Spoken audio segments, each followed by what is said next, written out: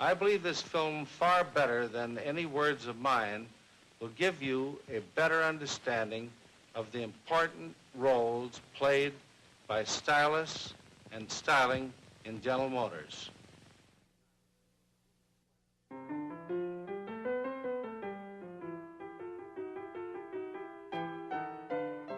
It was a different place, a different time.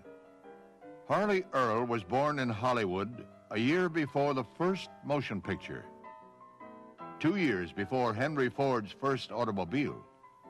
It was a time of promise and possibility. As a boy, Harley Earl made models out of clay, models of automobiles not as they were, but as they might be.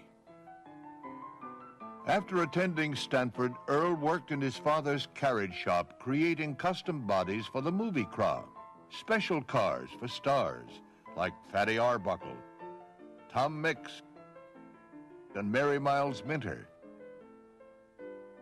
The big companies like Ford and General Motors didn't have styling departments in those days.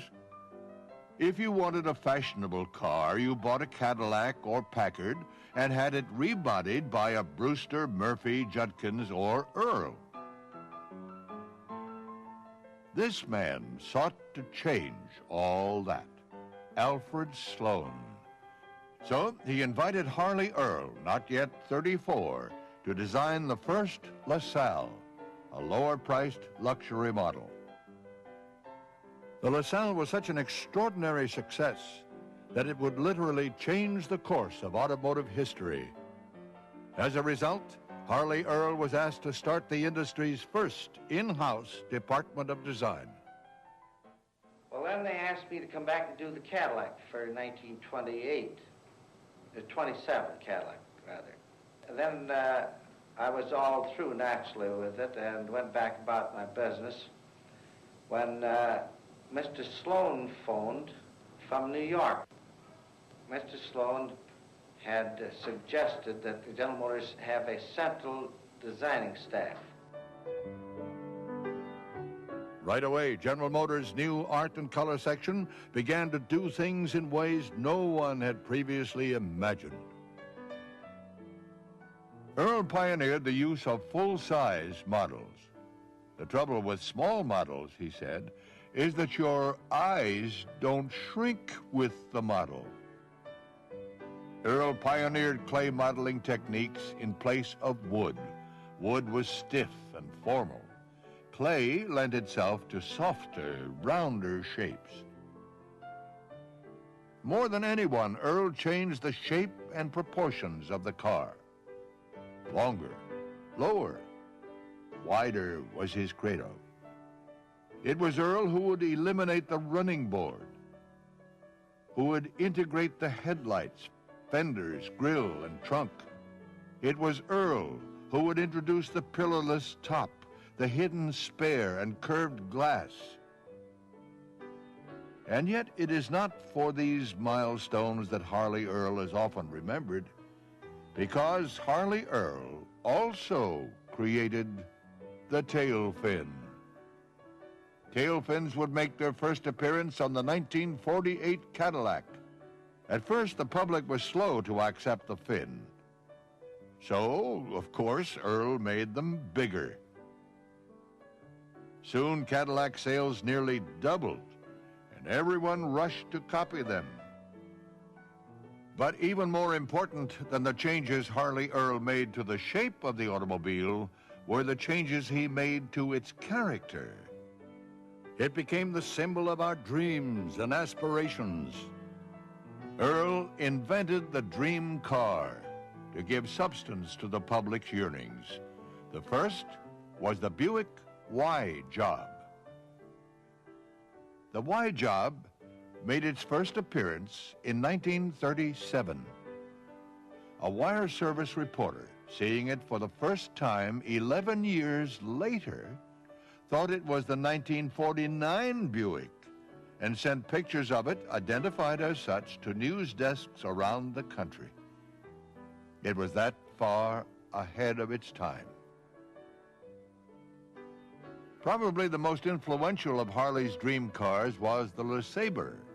As the Second World War drew to a close, GM management asked Earl to create a car that would serve as a beacon of post-war design. The car that Earl proposed was longer, lower, and wider, as usual, but the LeSabre was much, much more. 30 years before they appeared in foreign luxury cars, the LeSabre had heated seats. 40 years before Mercedes could boast a one-touch top, the LeSabre top closed automatically at a drop of rain.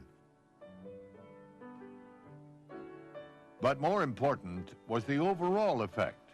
The LeSabre was like something from another galaxy. The LeSabre was a star, wherever it appeared, captivating audiences all across America and Europe. Over the course of his career, Harley Earl influenced the design of more than 50 million cars. But he never rested on his laurels. He never talked about the past. For him, it was only the next car, the next design that mattered. Still, there were a few cars that were special, even to Harley Earl. In 1951, Earl attended the sports car races at Watkins Glen. He noticed a lot of the younger people were driving small British cars with names like Jaguar and MG. So Earl began to work on a sports car of his own. Its name, Corvette.